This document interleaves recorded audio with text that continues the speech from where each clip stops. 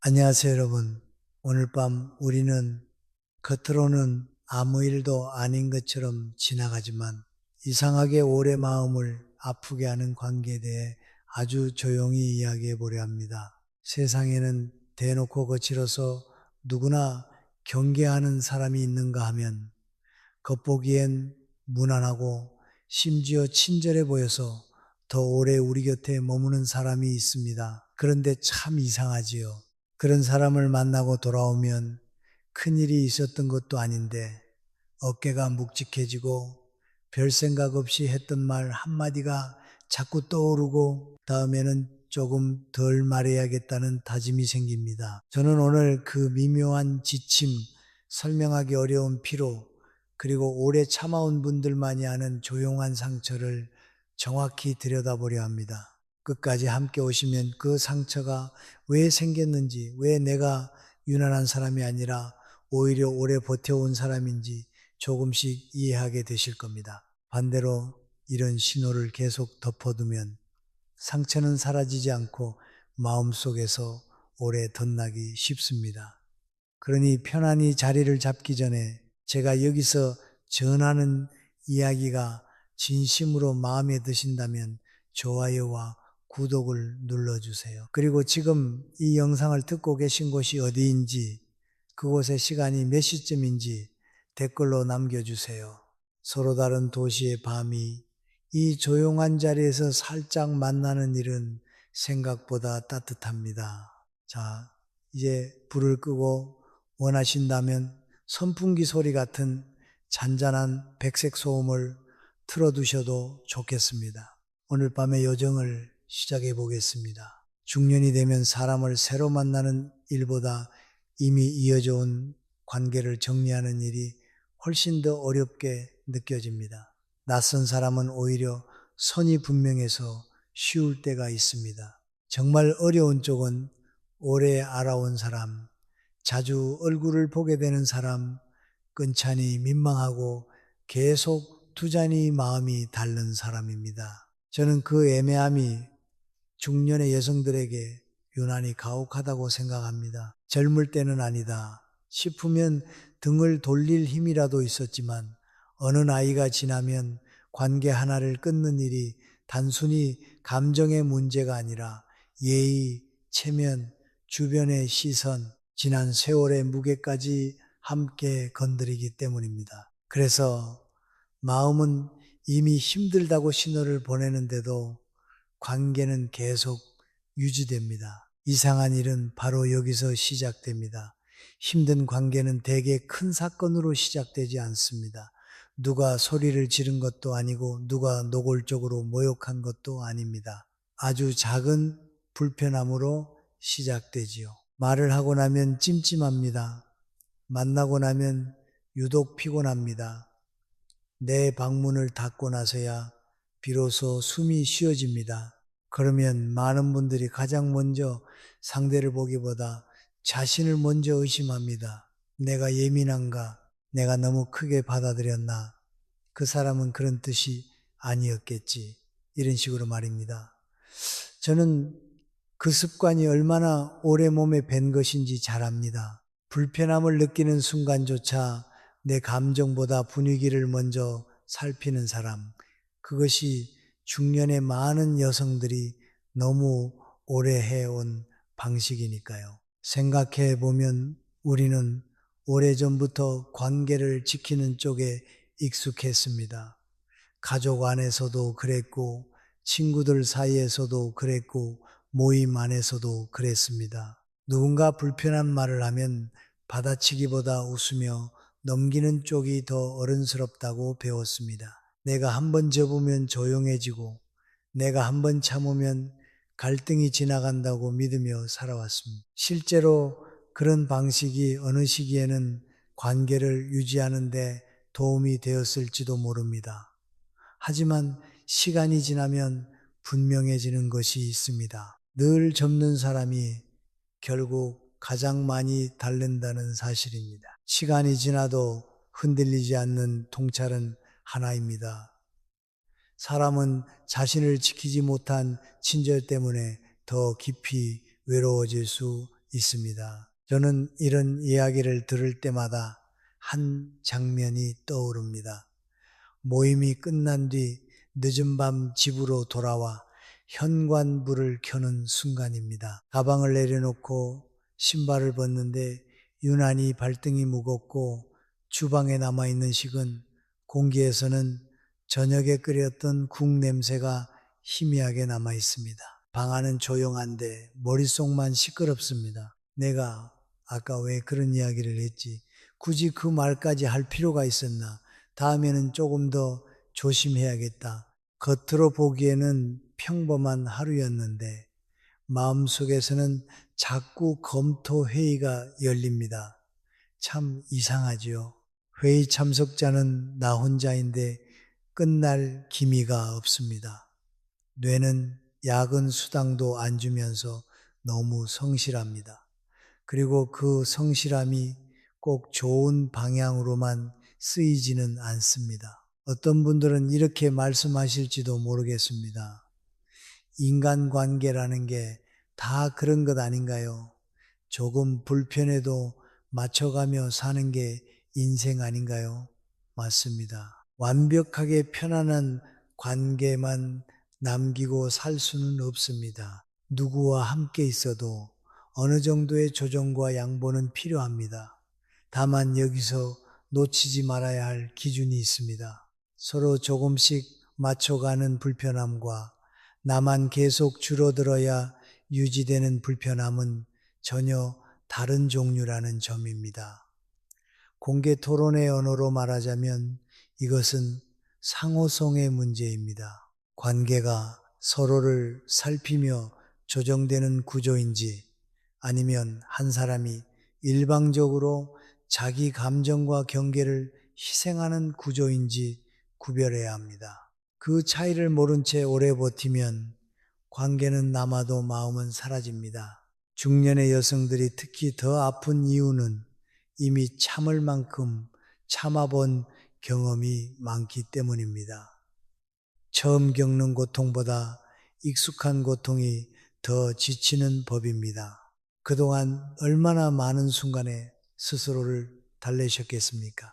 그냥 좋게 넘어가자, 내가 어른답게 굴자, 괜히 분위기 깨지 말자, 이런 말들은 겉으로는 품이 있어 보이지만 너무 오래 반복되면 자기 마음을 지우는 주문이 되기도 합니다. 그리고 그 주문을 가장 성실하게 외우는 사람이 대개 가장 선하고 따뜻한 사람입니다. 배려심이 많은 사람일수록 자신의 불편함을 사소하게 취급합니다. 나보다 상대의 기분을 먼저 챙기고 내 상처보다 전체 분위기를 먼저 생각합니다. 그래서 아이러니하게도 가장 좋은 사람이 가장 쉽게 소모됩니다. 작지만 흥미로운 사실이 하나 있습니다. 심리학에서도 사람은 큰 위협보다 예측하기 어려운 작은 긴장에 더 오래 피로해질 수 있다고 봅니다. 한번 크게 놀라는 일은 시간이 지나며 정리되기도 하지만 애매하고 흐릿한 불편함은 마음을 계속 경계 상태에 두기 쉽습니다. 그래서 분명 싸운 것도 아닌데 더 피곤한 관계가 있습니다. 큰 상처는 이름이라도 붙일 수 있지만 작은 침범은 설명조차 어렵기 때문입니다. 그래서 내가 더 혼란스러워집니다. 상처라고 말하기엔 애매하고 괜찮다고 넘기기엔 마음이 무겁습니다. 바로 그 애매함이 사람을 오래 지치게 합니다. 가끔은 그런 마음을 누구에게라도 털어놓고 싶어집니다. 그런데 막상 입을 열면 또 이런 대화가 오가곤 합니다. 그 정도는 원래 다들 참지 않나. 너무 깊게 생각하지 마. 나도 그런 사람 하나쯤 있어. 이 말들은 틀린 말은 아닐지 몰라도 이미 지쳐있는 사람에게는 별 도움이 되지 않습니다. 왜냐하면 그가 알고 싶은 것은 세상에 나만 힘든가가 아니라 왜 나는 이 관계에서 유독 작아지는가이기 때문입니다. 저는 그 질문이 아주 중요하다고 생각합니다. 관계를 평가할 때 우리는 종종 상대가 좋은 사람인지 나쁜 사람인지부터 따지지만 더 먼저 물어야 하는 것은 내가 그 사람 앞에서 편안한지 아닌지입니다. 좋은 사람일 수도 있습니다. 그러나 나와는 거리가 필요한 사람일 수도 있습니다. 이 단순한 사실을 늦게 배울수록 마음은 더 많이 닳습니다. 저는 오래 알던 사람과의 관계일수록 이상하게 더 많은 설명을 붙이게 되는 모습을 자주 봅니다. 그 사람도 원래 나쁜 의도는 없고 바쁜 것 같고 요즘 자기 사정이 있을 거고 원래 말투가 좀 그런 편이고 나를 싫어해서가 아니라 그냥 무심한 거고 이렇게 사정을 덧대다 보면 결국 내 불편함은 늘 뒤로 밀립니다. 어쩌면 우리는 타인의 사정에는 박사가 되면서 자기 감정 앞에서는 초등학생처럼 서툴러지는지도 모릅니다. 남의 표정은 그렇게 잘 읽으면서 내 마음의 피로는 모른 척할 때가 많습니다. 그 친절함이 참 기특하면서도 솔직히 조금 속상합니다. 세상에 있는 모든 사람을 이해하려는 마음은 아름답지만 정작 자기 자신만 빠져 있으면 그건 균형이 아닙니다. 결국 제가 오늘 가장 먼저 드리고 싶은 말은 이것입니다. 오래 참는 것이 반드시 성숙함은 아니라는 것. 부드럽게 넘기는 것이 언제나 좋은 관계를 만드는 것은 아니라는 것. 그리고 내가 계속 편안함을 잃어가는 관계라면 그 불편함은 이미 충분히 중요한 신호라는 것입니다. 관계를 지키려다 내 마음이 먼저 무너지는 일은 더 이상 미덕으로 포장될 필요가 없습니다. 관계가 남아있어도 내 안이 텅 비어버리면 그것은 유지가 아니라 소모에 가깝습니다. 그러니 오늘 이 밤만큼은 내가 그동안 얼마나 자주 나를 뒤로 밀어두었는지, 그리고 왜 그 습관이 내 자존감을 조용히 깎아왔는지 천천히 바라보셨으면 합니다. 늘 이해하는 사람, 늘 참는 사람, 늘 분위기를 살리는 사람으로 살아오느라 정작 가장 많이 다른 사람이 바로 나 자신이었다는 사실을 너무 늦기 전에 알아차리는 것이 필요합니다. 그렇게 오래 자신을 뒤로 미루며 살아온 사람들은 대개 같은 순간에서 멈칫합니다. 분명 별일 아닌 표정으로 지나간 장면인데 이상하게 마음은 그 자리에 걸려 있습니다. 저는 그런 장면들이야말로 관계의 본질을 가장 솔직하게 드러낸다고 생각합니다. 사람은 큰일 앞에서보다 사소한 순간 앞에서 더 정확하게 지칩니다.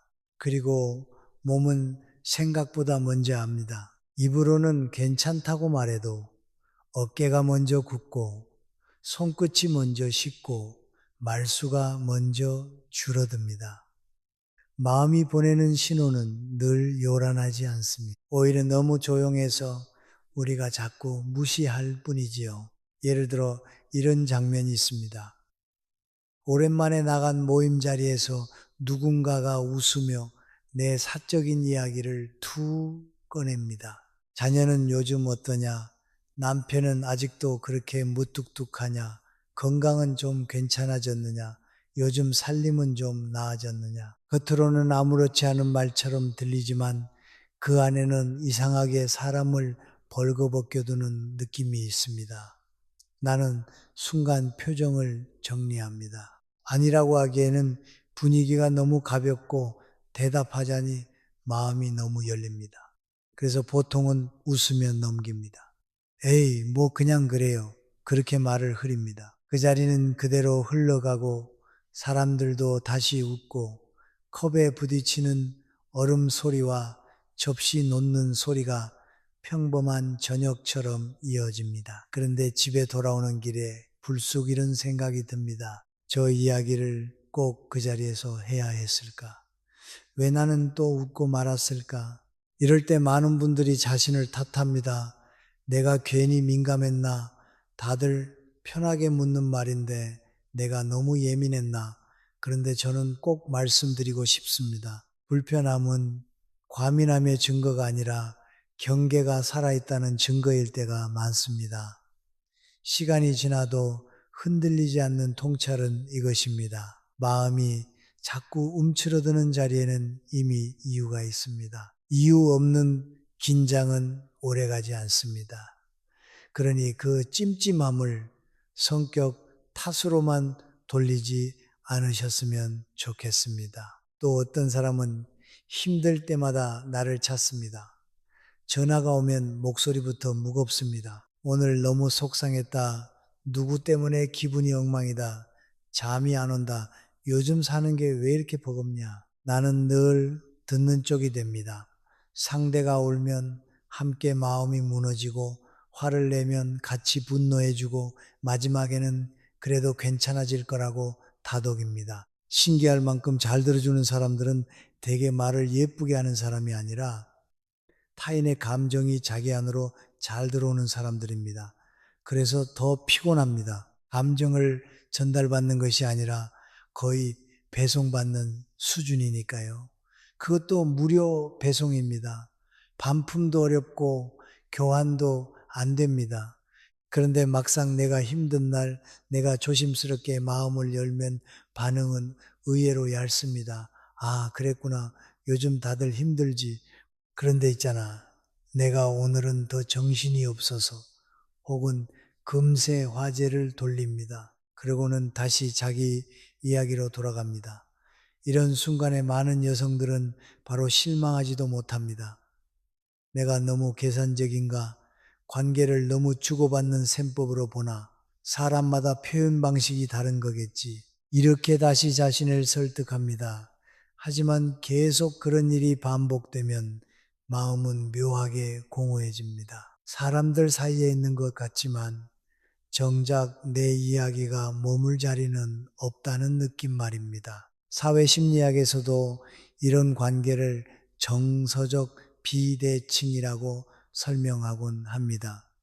한쪽은 계속 기대고 다른 한쪽은 계속 받아주는 구조입니다. 관계가 오래된다고 해서 자동으로 깊어지는 것은 아닙니다.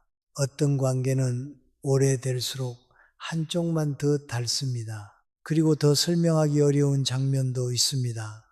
대놓고 상처를 주는 것도 아닌데 그 사람 앞에만 가면 괜히 긴장되는 경우입니다. 말문을 열기 전에 먼저 표정을 살피게 되고 내 말을 오해할까봐 설명을 한 겹 더 얹게 되고 괜히 분위기를 망칠까봐 웃음도 조금 더 보태게 됩니다.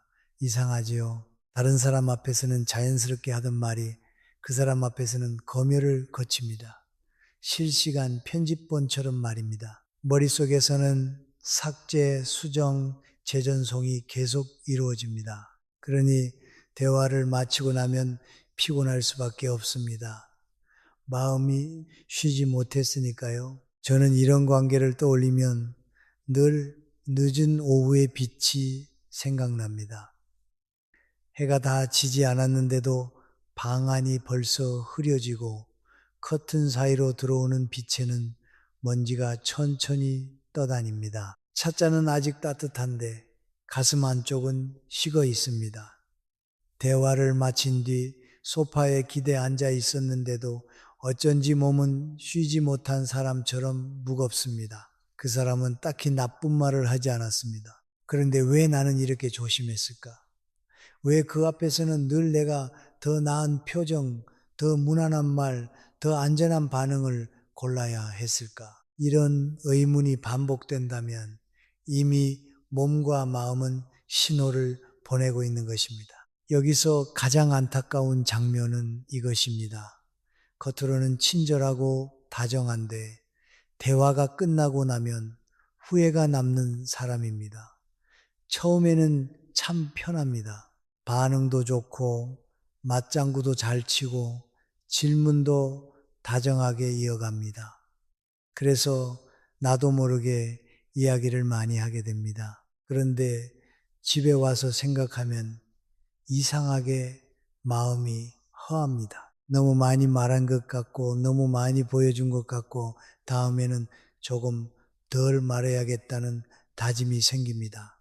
이런 감정은 단순한 수다의 피로와 다릅니다. 내 안쪽의 문이 생각보다 쉽게 열렸다는 데서 오는 경계심에 가깝습니다. 작지만 흥미로운 사실 하나를 말씀드리자면 사람은 대화가 즐거웠는지보다 대화 뒤에 안전하다고 느꼈는지 더 오래 영향을 받는다고 합니다. 그래서 어떤 만남은 웃음이 많아도 남는 것이 피로이고 어떤 만남은 말이 적어도 남는 것이 평온입니다.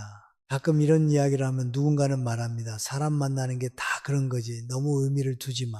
물론 그럴 수도 있습니다. 하지만 모든 불편함을 대수롭지 않게 넘기는 태도는 오히려 나를 둔하게 만들 수 있습니다.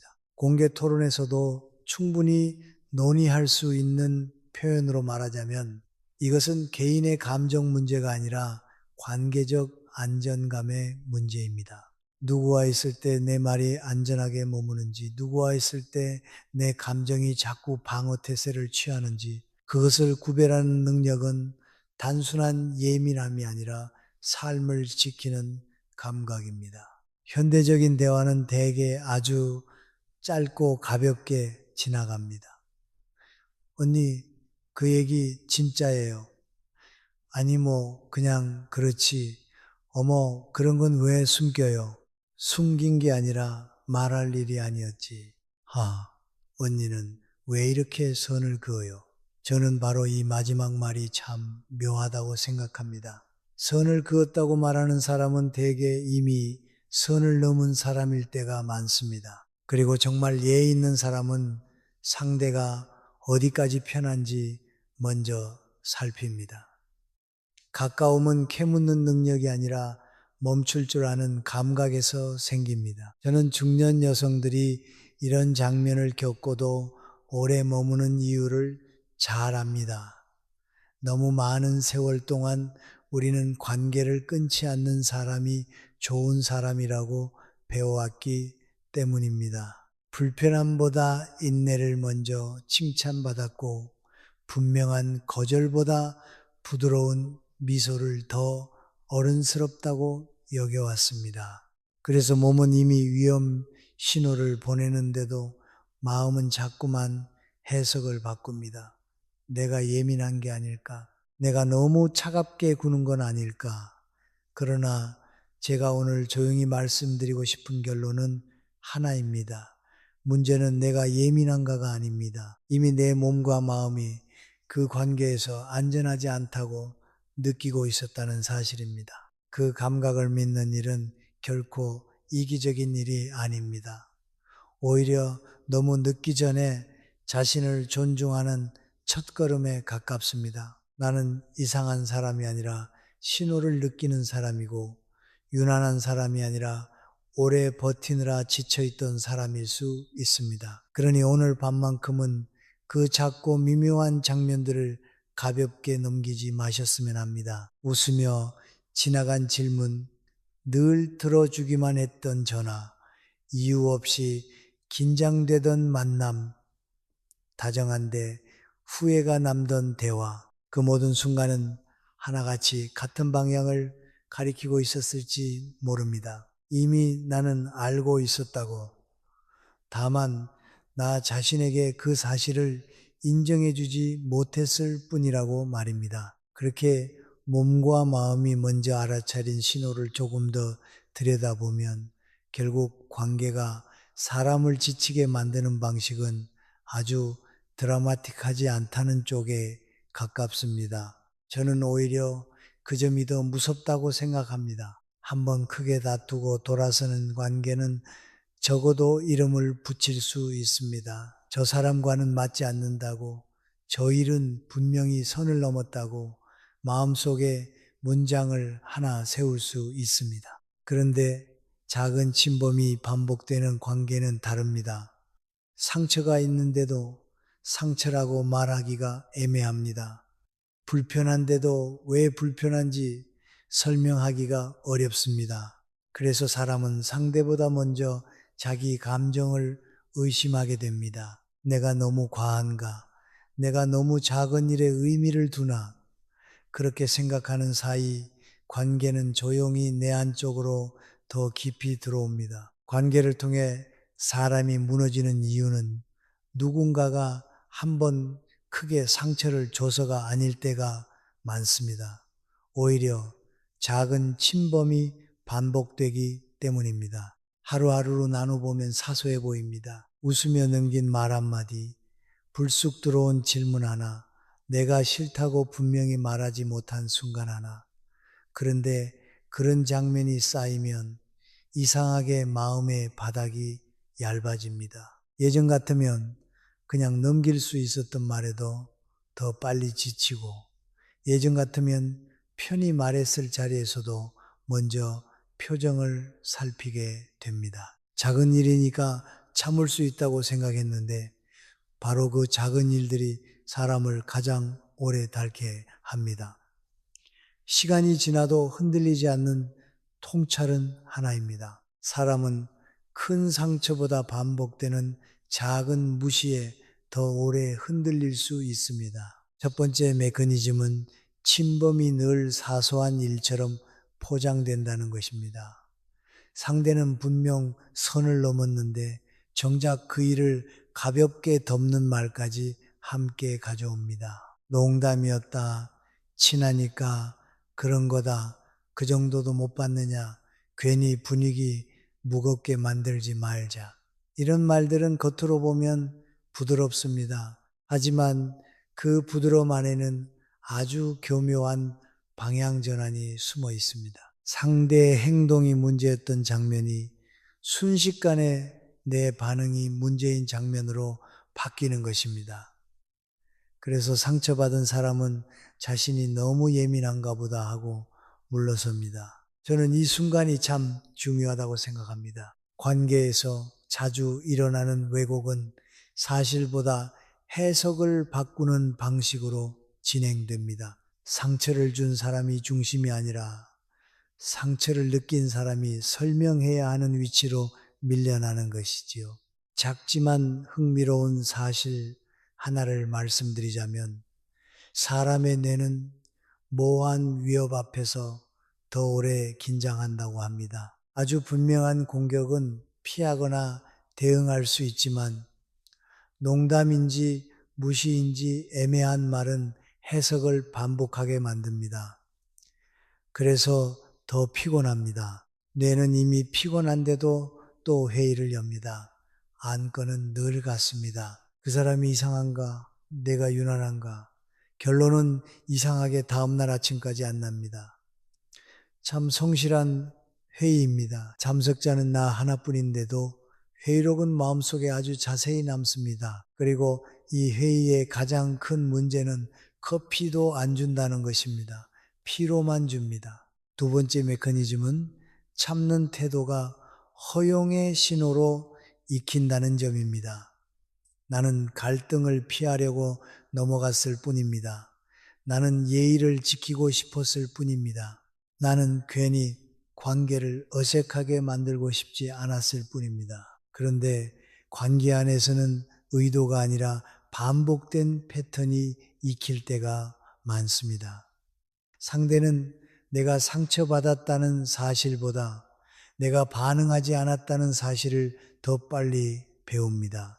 그래서 이 정도는 괜찮구나, 이 선까지는 넘어도 되겠구나, 이 사람은 불편해도 말하지 않겠구나 하고 익숙해집니다. 바로 그 지점에서 침범은 멈추지 않고 자연스러운 것이 됩니다. 공개 토론이나 학술적 논의에서도 쓸 수 있는 표현으로 말하자면 이것은 허용의 사회적 신호가 형성되는 과정이라고 할 수 있습니다.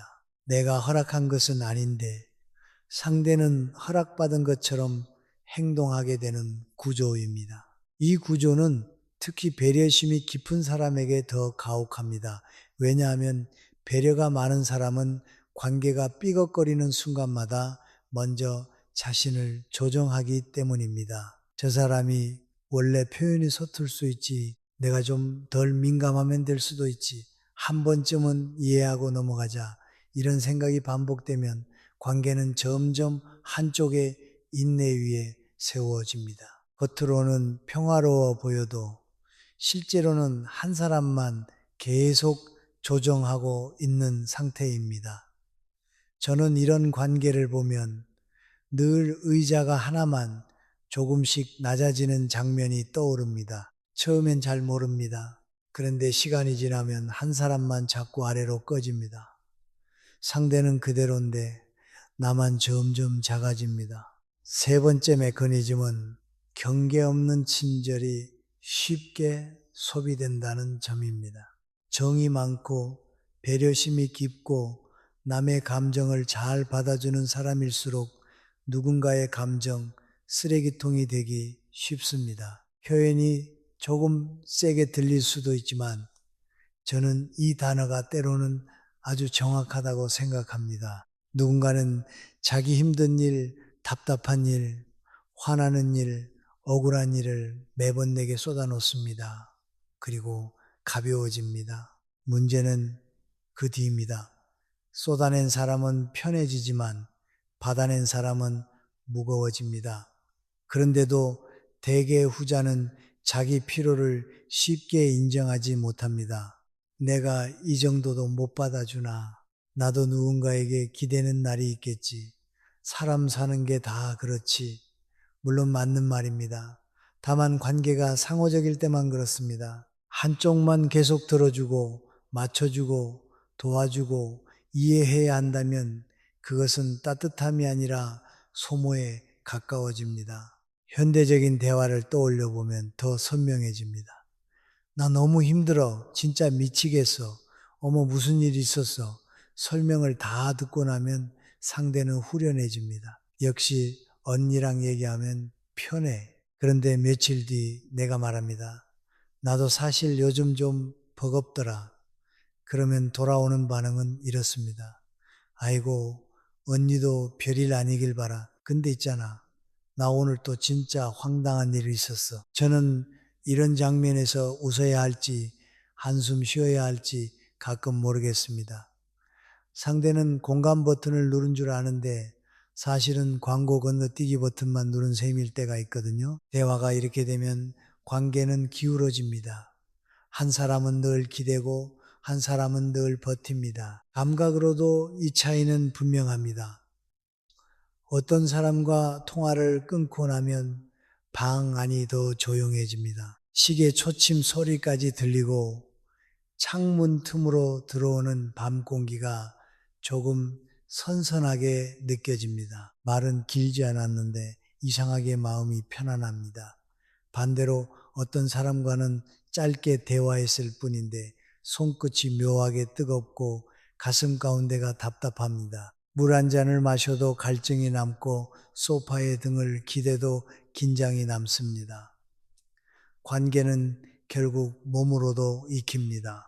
내가 누구 앞에서 쉬어지는지, 누구 앞에서 자꾸 조여지는지 그 감각은 결코 사소하지 않습니다. 그래서 결국 중요한 질문은 저 사람이 정말 나쁜 사람이냐가 아닙니다. 물론 누군가는 분명히 무례하고 누군가는 분명히 이기적일 수 있습니다. 하지만 모든 관계를 선악으로만 분류하면 오히려 가장 중요한 것을 놓치게 됩니다. 더 필요한 질문은 이것입니다. 이 관계가 나를 점점 작아지게 만드는가? 이 사람과 가까이 있을수록 내가 편안해지는가? 아니면 소모되는가? 이 질문은 차갑지 않습니다. 오히려 매우 정확합니다. 그리고 성숙합니다. 관계를 판단할 때 상대의 평판보다 내 마음의 상태를 기준으로 삼는 일은 이기심이 아니라 자기 보존에 가깝습니다. 저는 어느 나이가 지나면 사람을 보는 기준이 조금 달라져야 한다고 생각합니다. 화려하게 잘해주는 사람보다 내 마음을 덜 소모시키는 사람이 더 귀합니다. 말이 재미있는 사람보다 내 경계를 존중하는 사람이 더 오래 남습니다. 좋은 사람인가 보다 원래 저런 사람인가 보다 하며 넘기던 시선을 조금만 바꿔도 관계의 풍경은 달라집니다. 내게 필요한 것은 모두를 분석하는 능력이 아니라 나를 잃게 만드는 구조를 알아보는 감각입니다. 그것이 있어야 비로소 앞으로 이어질 선택도 가능해집니다. 누구와는 선을 분명히 해야 하고 누구와는 반응의 속도를 늦춰야 하며 누구와는 조용히 물러서야 하는지 말입니다. 결국 관계의 핵심은 가까움의 양이 아니라 그 가까움이 내 마음에 남기는 결과입니다. 그렇게 관계의 구조를 조금씩 알아차리고 나면 가장 먼저 눈에 들어오는 사람이 있습니다. 내 경계를 자주 건드리면서도 늘 아무 일 아닌 것처럼 넘기는 사람입니다. 저는 이런 사람을 볼 때마다 늘 한 가지 장면이 떠오릅니다. 겨울이 막 지나가고 아직 바람이 조금 차가운 어느 오후 모임이 끝나가는 식당 안에서 사람들이 후식으로 나온 따뜻한 차를 한 모금씩 마시고 있을 때입니다. 유리창에는 김이 얇게 서리고 접시 위에 남은 과일 조각은 조금 마른 채로 놓여 있고 모두가 이제 편해졌다고 생각하는 바로 그 순간에 누군가가 툭 하고 말을 꺼냅니다. 요즘 아들 일은 좀 괜찮아졌어요. 남편은 아직도 그렇게 무뚝뚝해요. 살이 좀 빠진 것 같은데 어디 아픈 건 아니죠. 예전 그 일은 결국 어떻게 됐어요? 말투는 가볍고 표정은 웃고 있고 분위기는 부드럽습니다. 그런데 묻는 내용은 이상하게 내 안쪽을 너무 쉽게 건드립니다. 저는 바로 이런 순간이 사람을 가장 곤란하게 만든다고 생각합니다. 대놓고 무례하면 오히려 반응하기 쉽습니다. 그런데 친한 척, 걱정하는 척, 농담하는 척 다가오면 내 불편함은 순식간에 설명하기 어려워집니다. 그래서 대부분은 웃고 넘깁니다. 그냥 그렇죠. 별일 아니에요.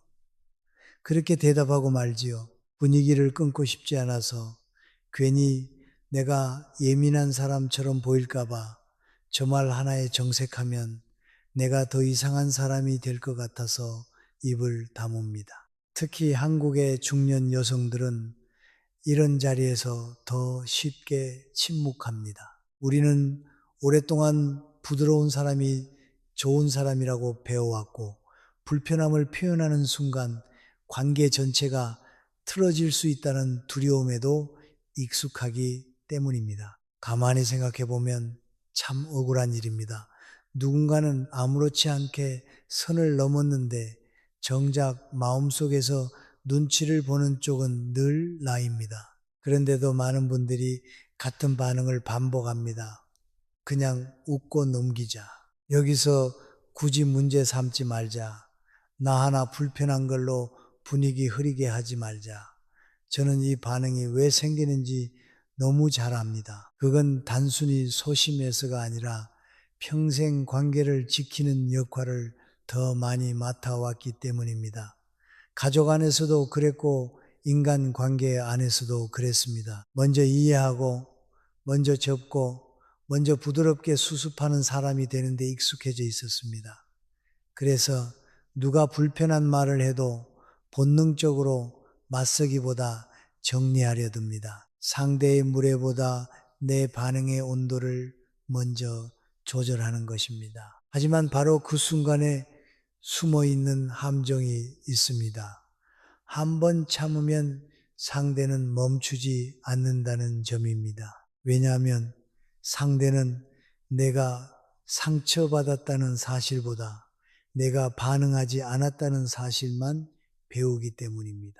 이 정도 질문은 괜찮구나. 이 정도 농담은 받아주는구나. 이 정도 침범은 넘어가는 사람이구나. 이렇게 학습합니다. 관계는 말보다 반복으로 익히는 경우가 많습니다. 내가 한번 웃어넘긴 것이 예의였을 뿐인데 상대에게는 허용처럼 보일 수 있습니다. 공개 토론의 표현을 빌리자면 이것은 경계 인식의 비대칭이라고 할 수 있습니다. 나는 분명 불편했지만 상대는 괜찮았다고 해석하는 구조입니다. 그 비대칭이 쌓일수록 내 경계는 점점 더 쉽게 침범당합니다. 작지만 흥미로운 사실이 하나 있습니다.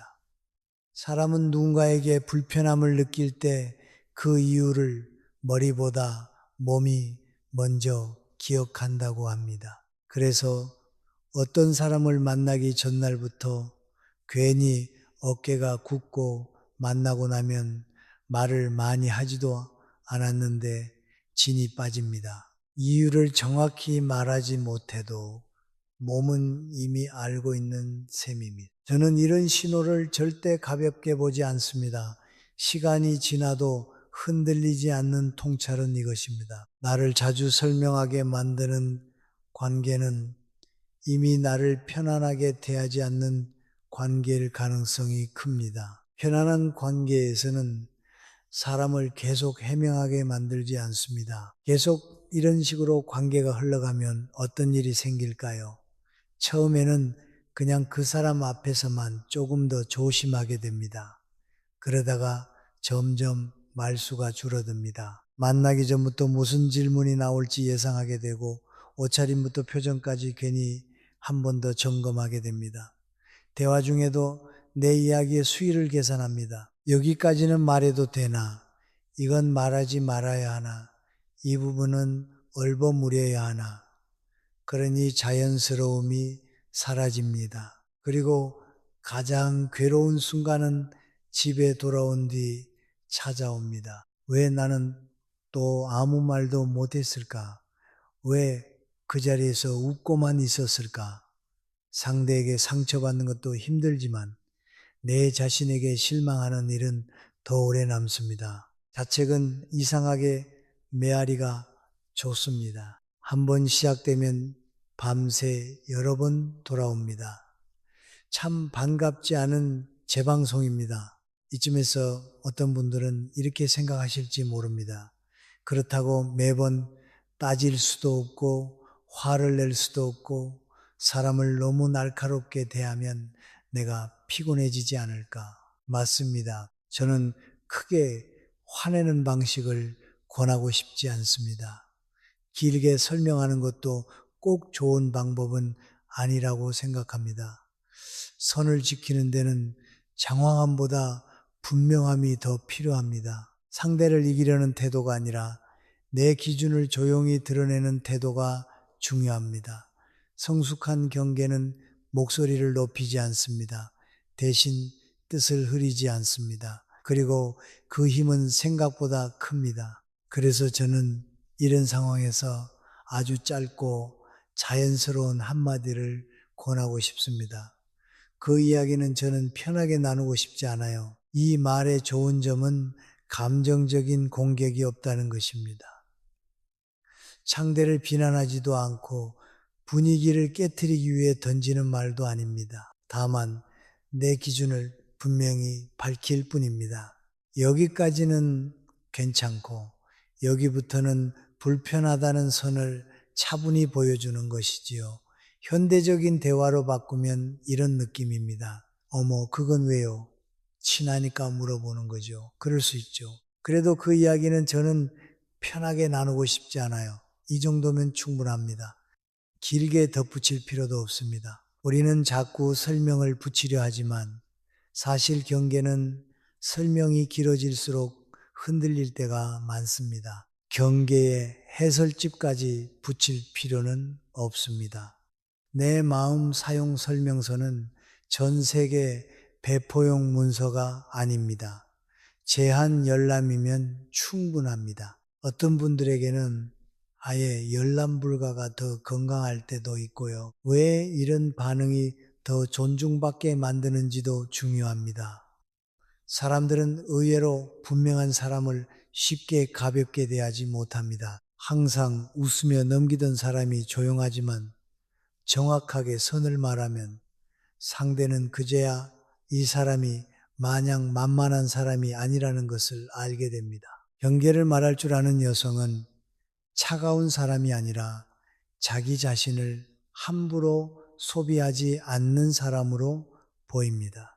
그리고 그런 사람에게는 묘한 무게가 생깁니다. 내 친절이 값싼 것이 아니라는 신호, 내 사적인 영역이 누구에게나 열려 있는 것이 아니라는 신호, 내 자존심이 분위기 한 번에 쉽게 밀려나지 않는다는 신호가 생기는 것입니다. 저는 중년 이후의 관계에서 바로 이 무게가 품위가 된다고 생각합니다. 무조건 부드럽기만 한 것이 품위가 아니라 불편한 선 앞에서 차분히 멈출 줄 아는 태도가 품위입니다. 늘 참는 것이 어른스러움이 아니라 내 안쪽의 문을 아무에게나 열지 않는 것이 더 깊은 성숙일 수 있습니다.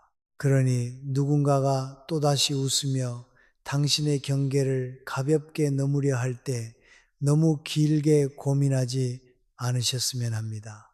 싸우자는 것이 아니라 나를 지키자는 것입니다. 친절함은 계속 가질 수 있습니다. 다만 그 친절이 내 경계 밖에서만 머물게 하면 됩니다. 바로 그 작은 차이가 참기만 하던 관계와 존중받는 관계를 가르는 시작이 됩니다. 그렇게 한번 선을 분명히 해보는 상상을 해보고 나면 마음 한쪽에서 또 다른 얼굴이 떠오르기 시작합니다. 내 사적인 이야기를 가볍게 건드리는 사람과는 조금 다른 방식으로 그러나 똑같이 나를 지치게 만드는 사람입니다. 힘들 때마다 나를 찾고 자기 마음이 무너질 때마다 내 쪽으로 기대오고 자기 이야기는 한없이 길게 풀어놓으면서도 정작 내가 힘들 때는 이상하리만큼 얇아지는 사람 말입니다. 저는 이런 관계가 중년의 여성들에게 특히 깊은 피로를 남긴다고 생각합니다. 왜냐하면 이 관계는 얼핏 보면 내가 좋은 사람으로 살아온 증거처럼 보이기 때문입니다. 늘 누군가에게 필요한 사람, 늘 누군가가 먼저 찾는 사람, 늘 누군가의 마음을 받아주는 사람, 겉으로 보면 따뜻하고 의미 있어 보이지만 그 온기가 한 방향으로만 흐르면 결국 한쪽만 마르게 됩니다. 익숙한 장면은 대개 이렇게 시작됩니다. 전화벨이 울리거나 메시지가 도착합니다. 화면에 뜬 이름을 보는 순간 저는 반가움보다 먼저 예상이 앞서는 관계가 있다는 것을 압니다. 오늘은 또 무슨 일이 있었을까? 무슨 속상한 일이 쌓여서 이렇게 급히 연락했을까? 전화를 받으면 예상은 대개 맞아떨어집니다. 자기 고민, 자기 서운함, 자기 답답함, 자기 억울함이 길게 이어집니다. 저는 듣습니다. 중간중간 맞장구도 치고 괜찮다고 다독이기도 하고 때로는 상대보다 더 진지한 표정으로 그 마음을 받아줍니다. 그런 시간이 끝나면 상대는 조금 가벼워진 목소리로 말하곤 합니다. 역시 언니랑 얘기하면 마음이 풀려요. 참 고맙죠. 그런데 신기하게도 그 고마움이 늘 관계의 균형까지 만들어주지는 않습니다. 정작 내가 힘든 날은 다른 장면이 펼쳐집니다. 어렵게 마음을 열고 오늘은 나도 좀 지쳤다고 사실은 나도 요즘 마음이 많이 무겁다고 말하면 반응은 의외로 짧습니다. 아이고, 언니도 힘들었구나. 잘 지나가길 바라. 혹은 아예 금방 화제를 돌립니다. 그런데 있잖아, 내가 오늘 더 황당한 일을 겪었어. 저는 이런 순간이 사람을 참 허탈하게 만든다고 생각합니다. 내가 기대한 것이 거창한 위로나 대단한 헌신이 아니었는데도 말입니다. 잠깐 멈춰서 진심으로 들어주는 태도, 그 짧은 집중, 그 조용한 마음의 자리 하나가 필요했을 뿐인데 그 자리가 쉽게 비워지는 것을 보게 되는 순간이 있습니다. 그리고 그 순간에도 많은 중년 여성들은 쉽게 섭섭하다고 말하지 못합니다. 내가 너무 계산적인가? 관계를 너무 주고받는 것으로 따지는 건가? 사람마다 표현 방식이 다를 수도 있지. 이렇게 또다시 자신을 설득합니다. 저는 왜 우리가 이런 반응을 반복하는지 잘 압니다. 많은 중년 여성들은 평생 누군가를 돌보는 역할에 익숙했습니다. 가족 안에서도 친구 관계 안에서도 먼저 챙기고 먼저 움직이고 먼저 들어주는 사람이었습니다. 누군가 속상해하면 내 일이 아닌데도 마음이 먼저 움직였고 누군가 기대면 버릇처럼 자리를 내어 주었습니다. 그래서 내가 늘 주는 쪽이라는 사실을 알아차리면서도 그것을 서운하다고 인정하는 일 자체를 미안해 합니다. 마치 섭섭함을 느끼는 내가 너무 옹졸한 사람이 되는 것처럼요. 하지만 시간이 지나도 흔들리지 않는 통찰은 하나입니다. 계속 주기만 하는 관계는 따뜻해 보여도 오래가면 사람을 비어있게 만듭니다. 관계 심리의 언어를 빌리자면 이것은 정서적 상호성의 불균형이라고 할 수 있습니다. 말이 조금 딱딱하게 들릴지 모르지만 내용은 아주 단순합니다.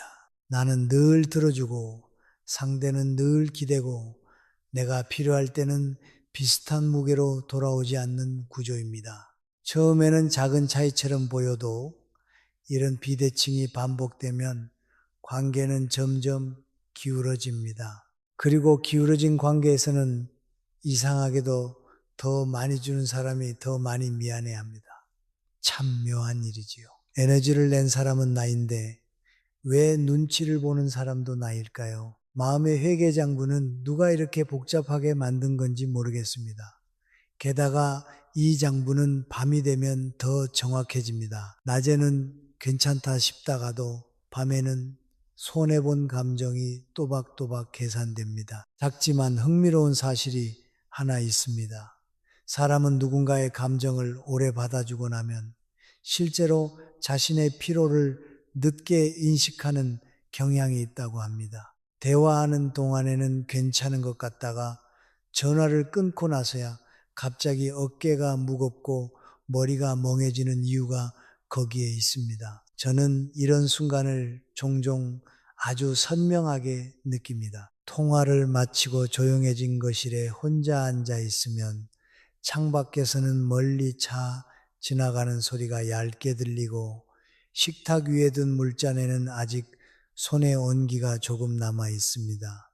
방 안은 조용한데 마음은 묘하게 지쳐 있습니다. 상대는 후련해졌을지 모르지만 내 안에는 설명하기 어려운 피곤함이 남습니다. 이런 피곤함은 단순한 친절의 흔적이 아니라 너무 오래 한쪽으로만 열려있던 마음의 피로일 수 있습니다. 계속 이렇게 가면 어떤 일이 생길까요?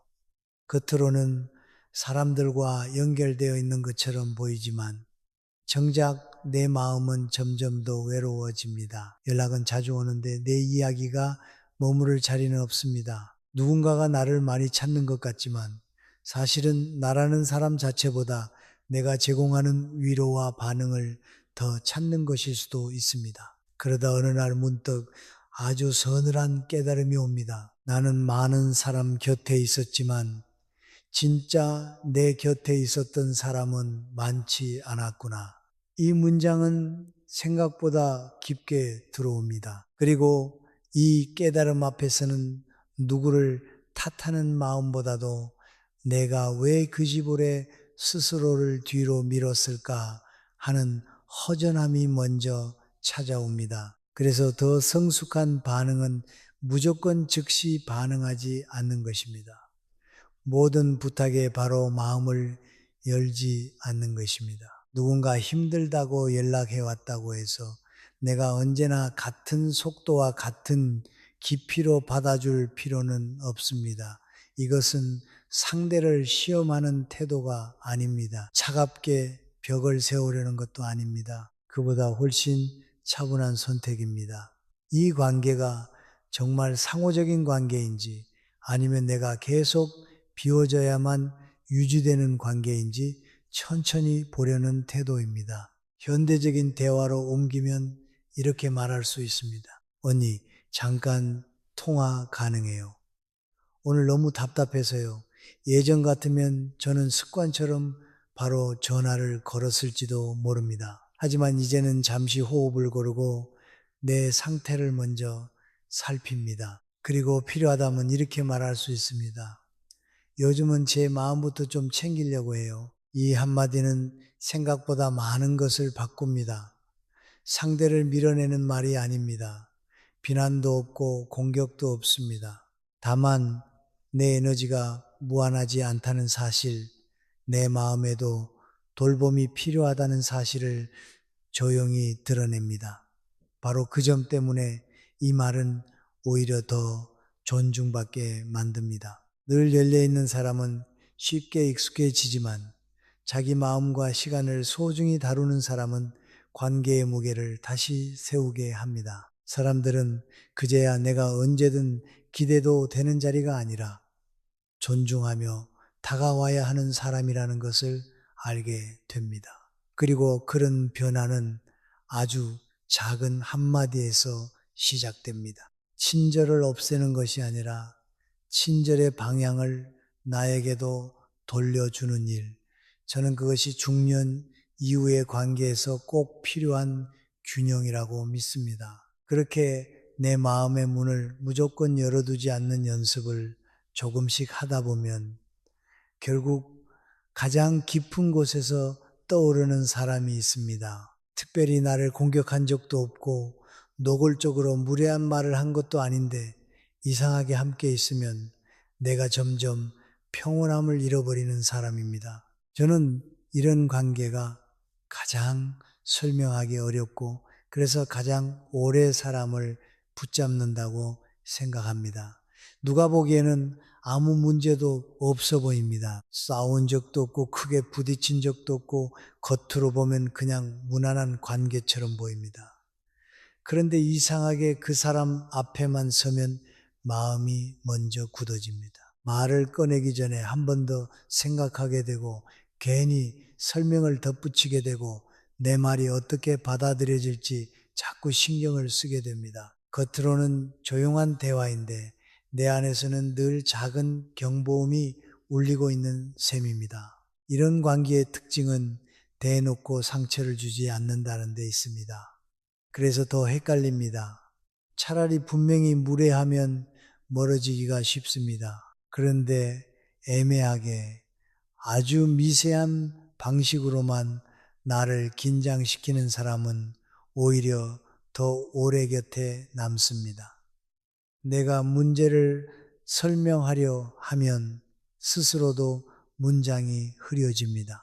딱히 뭘 잘못한 건 아닌데 불편하다, 특별히 나쁜 사람은 아닌데 편하지 않다, 이유를 말하자니 사소한 것 같고 그냥 넘기자니 자꾸 마음에 남는다. 바로 이 애매함이 사람을 붙잡습니다. 시간을 들여도 정답이 잘 안 나오는 문제처럼 자꾸 다시 들여다보게 만듭니다. 저는 이런 관계 앞에서 많은 중년 여성들이 가장 먼저 하는 생각을 잘 합니다. 내가 더 잘하면 괜찮아질 거야. 조금 더 부드럽게 말하면 나아질 거야. 내가 조금 더 배려하면 오해가 줄어들 거야. 이 생각은 얼핏 성숙해 보입니다. 실제로 우리는 누군가와 불편해질 때 상대를 탓하기보다 먼저 자신을 돌아보는 훈련을 오래 해왔습니다. 그것은 분명 장점이기도 합니다. 관계를 쉽게 깨지 않고 감정대로 휘두르지 않고 내 태도를 점검할 줄 안다는 뜻이니까요. 하지만 그 장점이 지나치면 다른 문제가 생깁니다. 상대의 문제까지 내 숙제로 가져오는 것입니다. 관계가 불편한 이유를 자꾸 내 말투, 내 표정, 내 설명 부족으로만 돌리게 되는 것이지요. 공개 토론의 언어로 표현하자면 이것은 과도한 자기 조정의 패턴이라고 할 수 있습니다. 성숙함이 어느 순간 자기 소멸로 넘어가는 지점입니다. 이 관계가 왜 위험한지는 바로 여기서 드러납니다. 불편한 관계를 편안하게 만들기 위해 내가 계속 나를 줄여 나가게 되기 때문입니다. 내 본래의 말투를 조금 적고, 내 솔직한 반응을 조금 숨기고, 내 감정을 조금 늦추고, 내 표정을 조금 다듬고, 내 이야기를 조금 덜 꺼내게 됩니다. 처음에는 작은 조정처럼 보입니다. 누구나 관계 안에서 어느 정도는 자신을 조절하니까요. 하지만 그 조정이 한 방향으로만 길어지면 이야기가 달라집니다. 나는 관계를 유지한다고 생각하지만 사실은 점점 내 자연스러움을 포기하고 있는 것일 수 있습니다. 시간이 지나도 흔들리지 않는 통찰은 이것입니다. 나를 계속 줄여야만 유지되는 관계는 편안한 관계가 아니라 방어적인 관계입니다. 작지만 흥미로운 사실이 하나 있습니다. 사람은 긴장되는 사람 앞에서 자신도 모르게 설명을 더 길게 하는 경향이 있다고 합니다. 오해받고 싶지 않기 때문입니다. 그래서 평소보다 말을 더 붙이고 맥락을 더 덧대고 불필요한 배경까지 설명하게 됩니다. 저는 이 사실이 참 씁쓸하면서도 정확하다고 느낍니다. 편안한 사람 앞에서는 말이 짧아도 통합니다. 그런데 긴장되는 사람 앞에서는 한 문장을 말하고도 마음속에 덧칠을 3번쯤 더 하게 됩니다. 말이 길어진다고 관계가 좋아지는 것도 아닌데 우리는 자꾸 해설자가 됩니다. 인생은 원래도 어려운데 왜 어떤 관계에서는 자막, 해설, 부가, 설명까지 다 붙여야 하는지 모르겠습니다. 심지어 상대는 감독도 아닌데 내 삶의 편집권을 쥔 것처럼 굴 때가 있습니다. 생각해 보면 꽤 피곤한 제작 환경입니다. 감각으로 느끼면 더 분명해집니다. 그 사람을 만나고 돌아온 저녁 현관문을 닫는 소리가 유난히 크게 들립니다. 창밖은 이미 어두워졌고 부엌 싱크대에는 물기가 조금 남아있고 손끝에는 아직 미지근한 찻잔에 감촉이 남아있습니다. 방 안은 조용한데 마음만 조용하지 않습니다. 내가 아까 왜 그렇게까지 설명했지? 그 말은 굳이 안 했어도 됐는데 혹시 이상하게 들리진 않았을까? 대화는 끝났는데 내 안에서는 아직 끝나지 않습니다. 그리고 이런 일이 한두 번이 아니라 반복된다면 그 관계는 이미 내 평온을 갉아먹고 있는 것입니다. 현대적인 대화를 떠올려 보면 이런 식입니다. 아니, 저는 그런 뜻으로 말한 게 아닌데요. 아, 제가 그냥 괜히 오해하게 말했나 봐요. 아니에요. 그런 의미는 아니었어요. 제가 다시 말씀드리면요. 저는 이런 대화의 흐름을 볼 때마다 안타까운 마음이 듭니다. 정말 존중받는 관계에서는 사람이 자기 존재를 계속 정정하지 않아도 됩니다. 물론 누구와도 오해는 생길 수 있습니다. 하지만 유독 한 사람 앞에서만 계속 설명하고 계속 완충하고 계속 안전한 표현을 고르게 된다면 그건 단순한 말실수의 문제가 아닐 수 있습니다. 내 마음이 이미 그 사람 앞에서 자유롭지 않다는 뜻일 수 있습니다. 계속 이런 식으로 관계를 붙잡고 있으면 어떤 일이 생길까요? 나는 점점 더 위축됩니다. 사람 앞에서 편안함을 잃고 내 말을 먼저 검열하게 되고 결국 관계 속에서 진짜 내 모습을 드러내지 못하게 됩니다. 그러다 보면 자존감도 함께 흔들립니다. 나는 원래 이렇게 조심해야 하는 사람인가? 내가 원래 이렇게까지 눈치를 보는 사람이었나? 이런 생각이 쌓이면 자기 존재감 자체가 조금씩 작아집니다. 누군가가 직접 나를 깎아내리지 않았는데도 관계의 분위기만으로 내가 스스로를 줄이는 상태가 되는 것입니다. 저는 이것이야말로 조용하지만 깊은 소모라고 생각합니다. 그래서 더 성숙한 반응은 억지로 잘 지내려 하지 않는 것입니다. 관계를 어떻게든 편안하게 만들기 위해 나를 계속 조정하지 않는 것입니다. 한 걸음 물러서면 됩니다. 연락의 빈도를 줄이고 감정의 노출을 줄이고 관계의 깊이를 줄이면 됩니다. 꼭 큰 선언이 필요한 것도 아닙니다. 세상 모든 관계를 회의실에 불러 앉혀 발표할 필요는 없습니다. 조용히 그러나 분명하게 내 쪽의 거리를 조정하면 됩니다.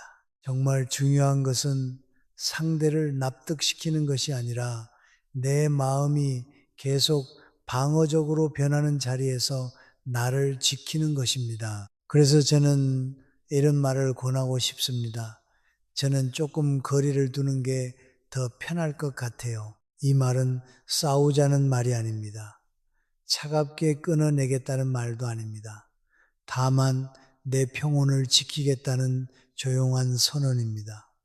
내가 약해서 물러나는 것이 아니라 내 마음이 계속 긴장하는 자리에 오래 머물지 않겠다는 선택입니다.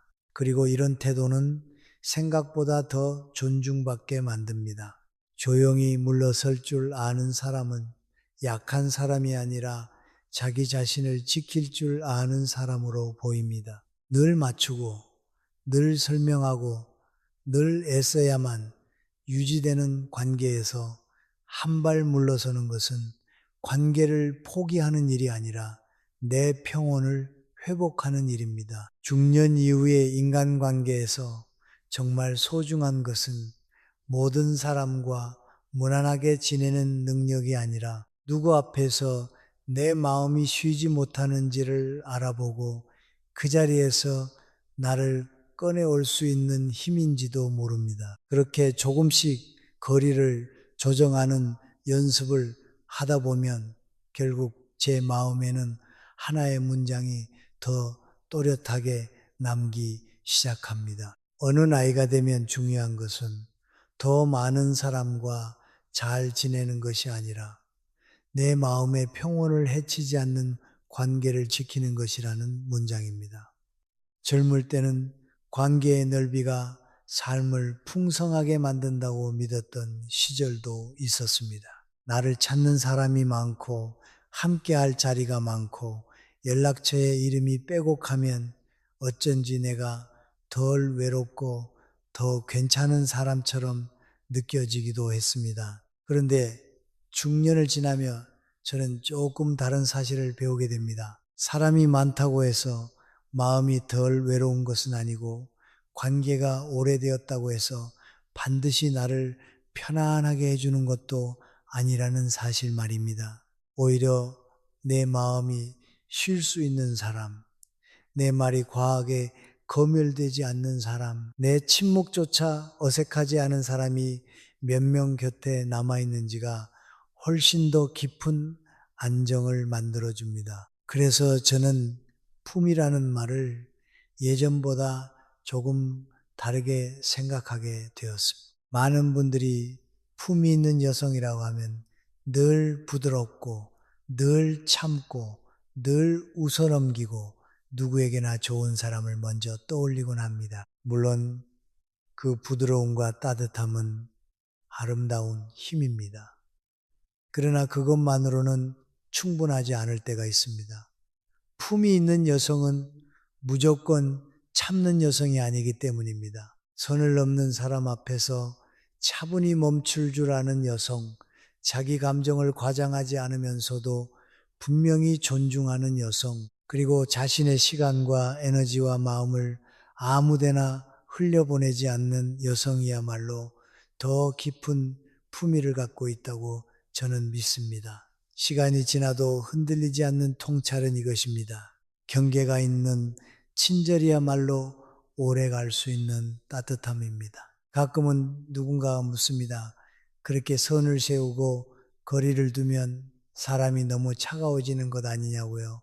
저는 그 질문이 참 익숙합니다. 우리 사회는 오랫동안 여성의 친절에는 박수를 보냈지만 여성의 경계에는 쉽게 이름을 붙였으니까요. 예민하다, 까다롭다, 너무 날카롭다, 인간관계가 어렵다. 하지만 저는 오히려 반대로 생각합니다. 경계가 있다는 것은 차갑다는 뜻이 아닙니다.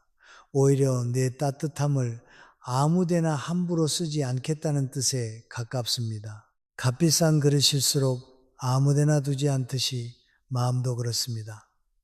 늘 열려있고 늘 쉽게 꺼내 쓸 수 있을수록 귀해 보이기는커녕 익숙해지기 쉽습니다. 친절도 관리가 필요합니다. 방치된 친절은 미덕이 아니라 소모품이 되기 쉽습니다.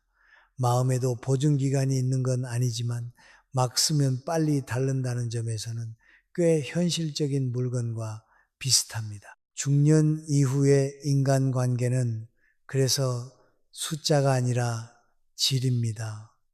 이 말은 너무 많이 들어 조금 진부하게 들릴 수도 있습니다. 하지만 진부한 말이 늘 틀린 것은 아닙니다. 어떤 문장은 오래 반복되는 이유가 있습니다. 관계의 질이 중요하다는 말도 그렇습니다. 내가 누구 앞에서 편안한가? 누구 앞에서 자꾸 작아지는가? 누구와 있으면 말이 줄어드는가? 누구와 있으면 내 마음이 쉬는가? 바로 이런 질문들이 중년 이후에는 훨씬 중요해집니다. 사회학적으로 보아도 삶의 만족감은 단순한 관계수보다 정서적 안정감과 상호 존중의 밀도와 더 깊이 연결된다고 말하곤 합니다. 결국 내 삶을 지탱하는 것은 많은 연결이 아니라 나를 무너뜨리지 않는 연결입니다. 저는 이 구별의 힘이야말로 삶의 품격이 된다고 생각합니다. 누구와도 무난히 지내는 능력보다 누구와 있을 때 내 안의 평온이 조용히 무너지는지를 아는 능력, 모두에게 똑같이 마음을 쓰는 성실함보다 내 마음과 시간을 어디에 둘 것인지 신중하게 선택하는 감각. 바로 이것이 나이 들수록 더 중요해집니다. 왜냐하면 중년 이후의 삶은 젊을 때처럼 무한한 에너지로 밀어붙일 수 있는 시간이 아니기 때문입니다. 젊음은 종종 관계의 손실도 버텨냅니다. 하지만 어느 시기 이후에는 손실보다 소모가 더 크게 느껴집니다. 그래서 더 정교한 선택이 필요합니다. 작지만 흥미로운 사실 하나를 말씀드리자면 사람은 편안한 상대와 있을 때 목소리의 높낮이와 호흡이 자연스럽게 안정된다고 합니다. 반대로 긴장되는 상대 앞에서는 숨이 짧아지고 말끝이 더 단단해지기 쉽다고 하지요. 저는 이 사실을 떠올릴 때마다 우리가 생각보다 몸으로 많은 것을 알고 있다는 생각을 합니다. 편안한 사람 앞에서는 차를 마실 때도 손이 느긋합니다. 컵 가장자리에 입술을 대는 순간의 온도가 부드럽고 방 안에 흐르는 공기조차 조금 둥글게 느껴집니다. 반면 불편한 사람 앞에서는 의자에 앉아 있어도 어깨가 먼저 올라가고 웃고 있어도 턱이 굳습니다. 말은 괜찮다고 해도 몸은 이미 답을 쓰고 있는 셈입니다. 현대적인 대화 속에서도 이 차이는 분명합니다. 어떤 사람과는 아무 말 없이 잠시 있어도 숨이 편합니다. 또 어떤 사람과는 괜찮아요, 별일 아니에요, 제가 잘못 말했나 봐요, 그런 뜻은 아니었어요. 같은 문장을 유난히 자주 쓰게 됩니다. 저는 바로 이 반복이 관계의 질을 보여준다고 생각합니다. 나를 존중하는 사람 앞에서는 내가 자꾸 해명할 필요가 없습니다. 나를 편안하게 하는 사람 앞에서는 내가 과하게 다듬어진 버전으로 존재하지 않아도 됩니다. 진짜 성숙한 관계는 서로를 조용히 편하게 해줍니다. 서로를 관리하게 하지 않습니다. 그리고 진짜 성숙한 여성은 모든 관계를 붙잡지 않습니다. 이 문장은 어쩌면 어떤 분들에게는 조금 낯설게 들릴 수 있습니다. 우리는 오래도록 관계를 유지하는 사람이 더 책임감 있고 더 따뜻한 사람이라고 여겨왔으니까요. 하지만 관계를 붙잡는 일과 관계를 지키는 일은 같지 않을 때가 있습니다. 붙잡는 것은 놓치지 않으려는 불안에서 나올 수 있고, 지키는 것은 무엇이 나를 살리는지 아는 분별에서 나올 수 있습니다. 저는 후자가 더 깊은 성숙이라고 생각합니다. 자기 마음, 자기 시간, 자기 에너지, 자기 자존심을 어디에 둘 것인지를 신중하게 선택하는 사람. 그 사람은 인간관계가 적어 보여도 결코 빈약하지 않습니다. 오히려 그런 선택이 쌓일수록 분위기는 더 잔잔해지고 말은 더 단단해지고 얼굴에는 괜한 긴장 대신 오래된 평온이 남습니다. 중년 이후의 평온은 그냥 주어지는 것이 아닙니다. 그것은 많은 것을 견디고 난 뒤에야 비로소 무엇을 더는 견디지 않을 것인지 아는 데서 옵니다. 흔들리지 않는 자존감도 마찬가지입니다. 계속 참아서 생기는 것이 아니라 내가 나를 가볍게 다루지 않기로 결심하는 순간부터 조금씩 자라납니다. 저는 그 결심이 거창할 필요는 없다고 생각합니다. 누구 앞에서 내 말이 자꾸 줄어드는지 알아차리는 것, 누구를 만나고 나면 이상하게 지치는지 인정하는 것, 그리고 그 관계를 예전과 똑같은 깊이로 두지 않는 것, 그 조용한 선택들이 모여 결국 한 사람의 품격이 됩니다. 나이 들수록 빛나는 평온함은 모든 사람에게 좋은 사람이 되어서 얻어지는 것이 아니라 더 이상 나를 잃게 만드는 자리에는 오래 머물지 않으면서 만들어지는 것인지도 모릅니다. 그래서 제가 오늘 이 밤에 끝까지 붙들고 싶은 결론은 아주 단순합니다. 이 이야기는 사람을 의심하라는 뜻이 아닙니다. 세상 모든 관계를 차갑게 끊어내라는 뜻도 아닙니다. 누군가를 나쁘다고 단정하고 누구에게나 벽을 세우며 살자는 말은 더더욱 아닙니다. 저는 오히려 그 반대에 가까운 말을 하고 싶습니다. 내 마음이 이미 알고 있던 신호를 더 이상 무시하지 말자는 것입니다. 오래 참다 보면 사람은 이상한 착각에 익숙해집니다. 내가 조금만 더 이해하면 괜찮아질 거라고. 내가 조금만 더 부드럽게 넘기면 관계가 좋아질 거라고. 내가 조금만 더 나를 접으면 결국 평화가 오리라고 믿게 됩니다. 하지만 어떤 관계는 참는다고 좋아지지 않습니다. 어떤 사람은 오래 봤다고 해서 가까이 둘 이유가 되지 않습니다. 그리고 어떤 거리감은 냉정함이 아니라 나를 지키는 가장 조용한 지혜입니다. 중년의 여성에게 정말 필요한 것은 누구에게나 좋은 사람이 되는 법이 아닙니다. 내 마음을 해치지 않는 사람을 알아보는 눈입니다. 저는 이 눈이야말로 남은 삶의 평온을 지키는 가장 현실적인 지혜라고 생각합니다. 가까이 할 사람을 잘 고르는 것은 이기적인 일이 아닙니다.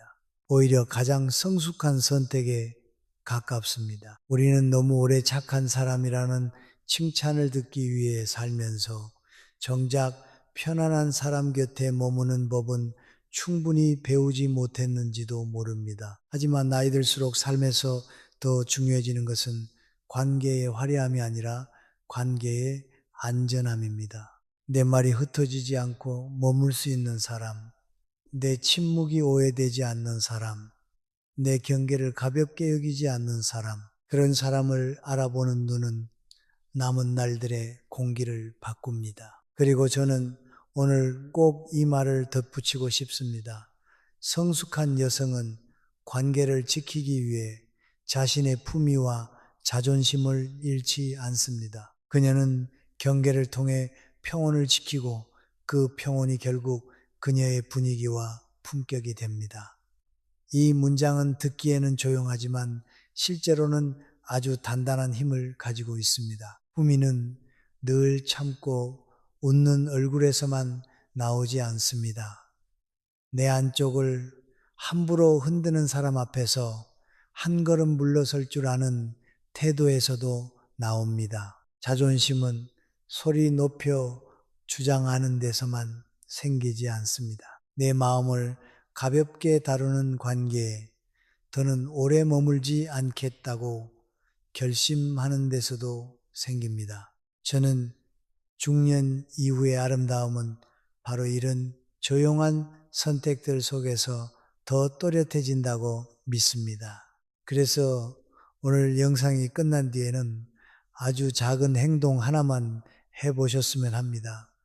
어렵고 거창한 결심 말고 정말 작고 현실적인 행동이면 충분합니다. 종이 한 장을 꺼내셔도 좋고 휴대전화 메모장을 열어도 좋습니다. 그리고 내가 만나고 나면 자주 지치거나 불편하거나 괜히 말한 것을 후회하게 되는 사람 3명만 떠올려 보세요. 이름을 적고 그 옆에 아주 솔직한 감정 하나를 적어 보시는 겁니다.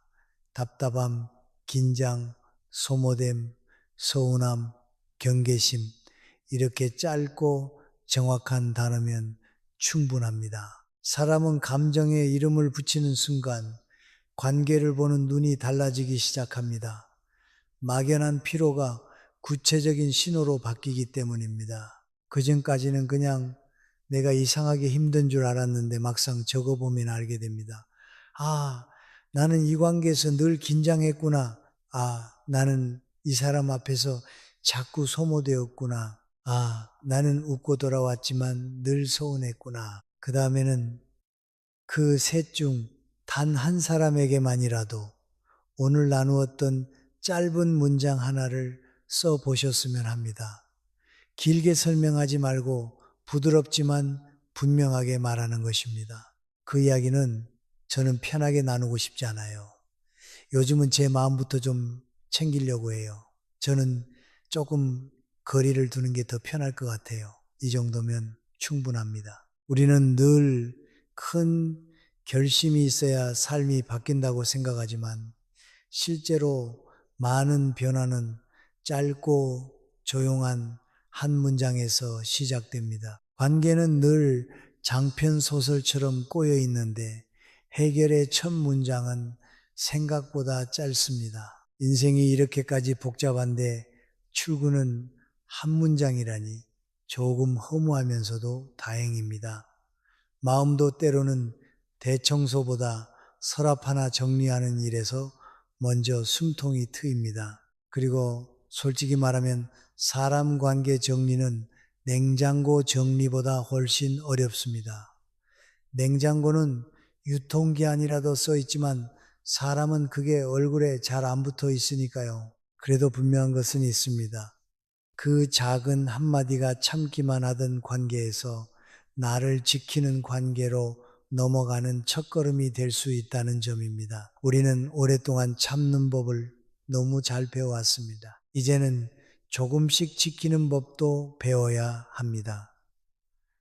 모든 사람을 잃지 않으려 애쓰는 삶보다 나를 잃지 않는 삶이 더 중요해지는 나이가 분명히 있습니다. 그리고 그 나이의 지혜는 거창한 선언이 아니라 아주 조용한 분별에서 나옵니다. 누구에게 마음을 열고 누구 앞에서는 말을 아끼고 누구와는 거리를 두어야 하는지 알아보는 힘. 저는 그것이 남은 삶을 더 가볍고 더 단단하게 만드는 힘이라고 생각합니다. 나이 들수록 가까운 사람이 많아지는 것보다 함부로 가까이 할 사람을 줄이는 것이 더 중요합니다. 이제 오늘 밤의 이야기를 천천히 내려놓으셔도 좋겠습니다.